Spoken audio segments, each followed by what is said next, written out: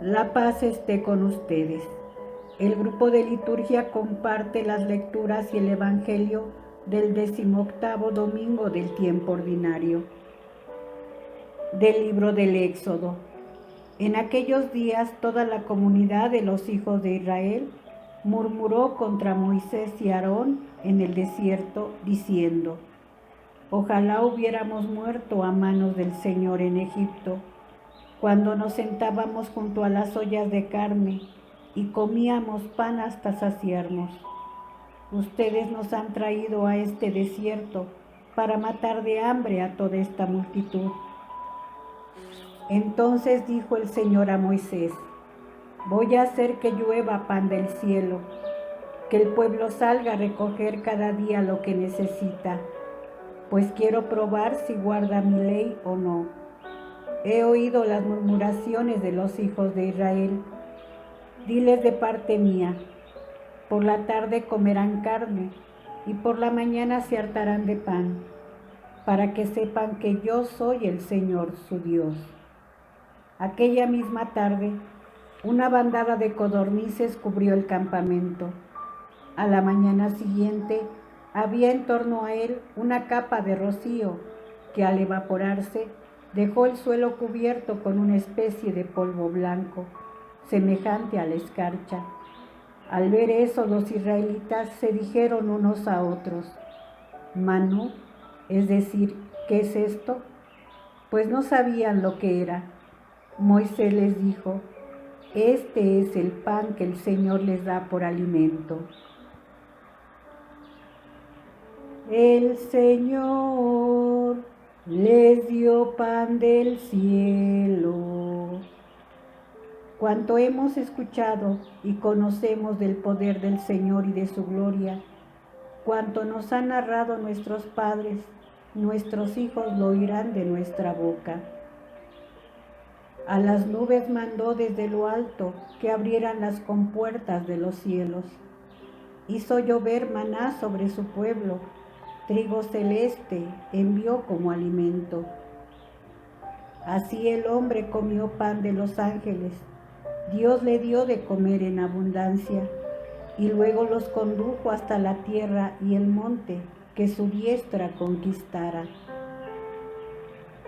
El Señor les dio pan del cielo.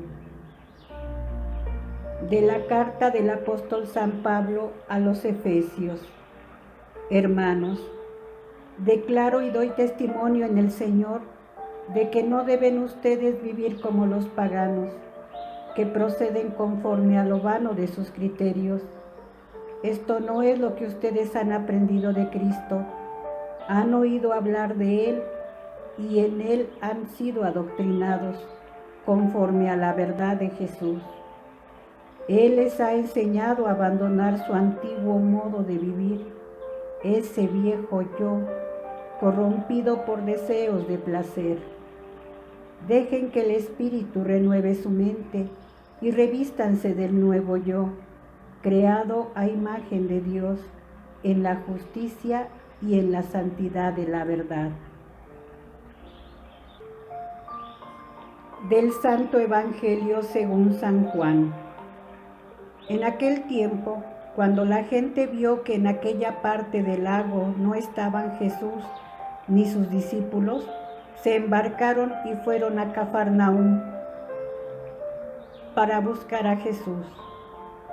Al encontrarlo en la otra orilla del lago, le preguntaron: «Maestro, ¿cuándo llegaste acá?». Jesús les contestó: «Yo les aseguro que ustedes no me andan buscando por haber visto signos, sino por haber comido de aquellos panes hasta saciarse. No trabajen por ese alimento que se acaba, sino por el alimento que dura para la vida eterna, y que les dará el Hijo del Hombre, porque a este el Padre Dios lo ha marcado con su sello». Ellos le dijeron: «¿Qué debemos hacer para realizar las obras de Dios?». Respondió Jesús: «La obra de Dios consiste en que crean en aquel a quien Él ha enviado». Entonces la gente le preguntó a Jesús: ¿qué signo vas a realizar tú para que lo veamos y podamos creerte? ¿Cuáles son tus obras? Nuestros padres comieron el maná en el desierto, como está escrito, les dio de comer pan del cielo. Jesús le respondió: yo les aseguro, no fue Moisés quien les dio pan del cielo, es mi Padre quien les da el verdadero pan del cielo, porque el pan de Dios es aquel que baja del cielo y da la vida al mundo. Entonces le dijeron: Señor, danos siempre de ese pan. Jesús les contestó: yo soy el pan de la vida, el que viene a mí no tendrá hambre, y el que cree en mí nunca tendrá sed. Después del milagro de la multiplicación de los panes, Jesús se dirige a Cafarnaúm, a la orilla del lago de Tiberíades.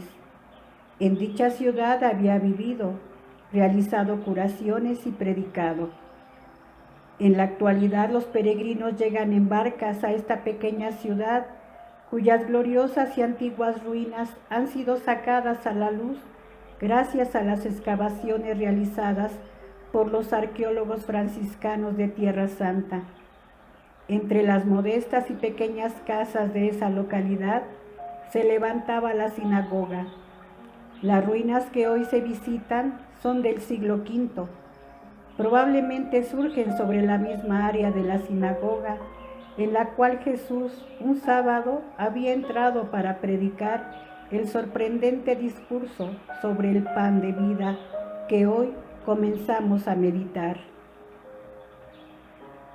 Recordemos la conclusión del texto del milagro del domingo pasado.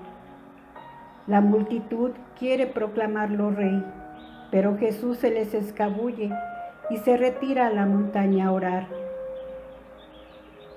En el relato notamos que las personas no se dan por vencidas, van en busca de Jesús. Lo encuentran en Cafarnaúm. Cuando lo ven le preguntan: Maestro, ¿cuándo llegaste acá? No responde, les dirige un reproche. Su reacción frente a la multiplicación de los panes es decepcionante. Ciertamente ellos lo siguen, pero lo hacen para tener una comida gratis, como indican las palabras de Jesús. Había leído en sus corazones y había descubierto que lo buscaban por interés material, para obtener una ventaja inmediata y encontrar en él una seguridad económica. Se trata de reorientar la reacción de la multitud en la dimensión que Jesús esperaba obtener, no a la simple curiosidad, no al egoísmo interesado por el pan material, no al sensacionalismo de la multiplicación de los panes. La verdadera reacción de ellos debe dirigirse a la búsqueda del alimento que dura para la vida eterna. Lo realizado por Jesús constituía un signo.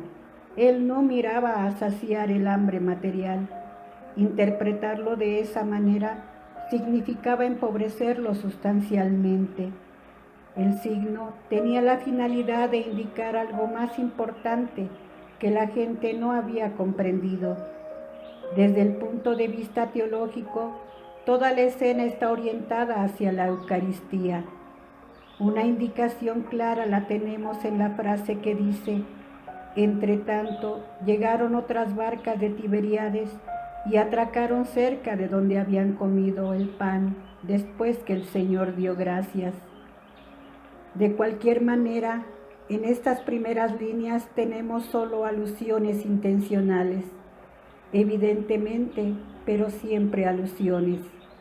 Jesús habla de un pan para la vida eterna. Era común entre los maestros religiosos ofrecer una doble posibilidad de elección: el pan que alimenta la vida físico-terrena y el pan que garantizaba la posesión de la vida eterna. Para orientar cada vez mejor la discusión en la dirección deseada, se introduce en el texto el tema de las obras que es necesario cumplir. Es sorprendente que estas personas interroguen a Jesús acerca de cuál es la obra de Dios que debemos cumplir. A esta pregunta Jesús responde con una frase muy clara. La obra consiste en que crean en aquel a quien Él ha enviado. Con esta afirmación, Jesús pone la fe en su persona como fundamento de todo el discurso. No tiene sentido hablar de la Eucaristía si no se reconoce en Jesús el Hijo de Dios y el pan bajado del cielo que da la vida a los hombres. Sin esta fe, la Eucaristía se vuelve un rito mágico con el cual se piensa congraciarse a la divinidad y obtener ventajas materiales, o se cae en una simple comida sagrada y fraterna en honor de la divinidad, sin una real comunión con ella. La Eucaristía, como es proclamada en cada misa, es ante todo misterio de fe. Jesús puede estar real y corporalmente presente sobre el altar, pero si no tenemos la fe, es como si no estuviera.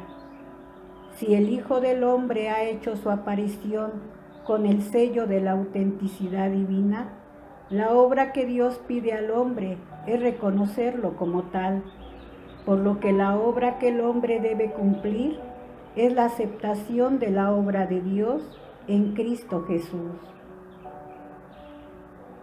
En la primera lectura, la travesía de Israel por el desierto es recordada por sus privaciones.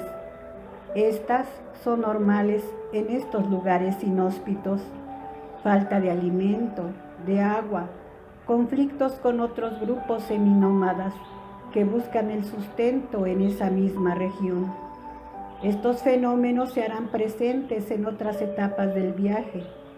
Cada episodio es un retrato estilizado del pueblo, en su actitud frente a la tarea de volverse pueblo libre y de frente al don de ser el pueblo de Dios.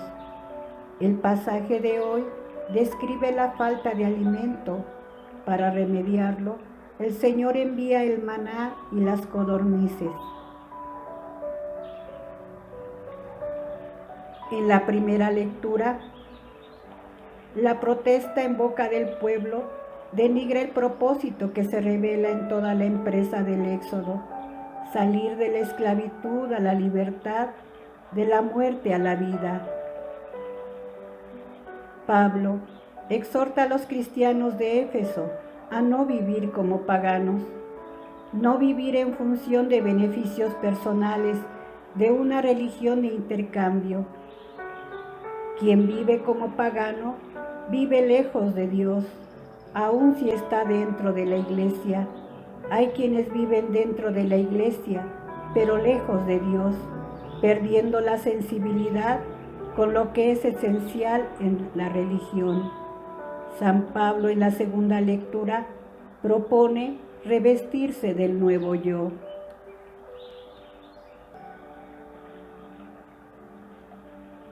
Gracias, hermanos, por acompañarnos en estos momentos de reflexión.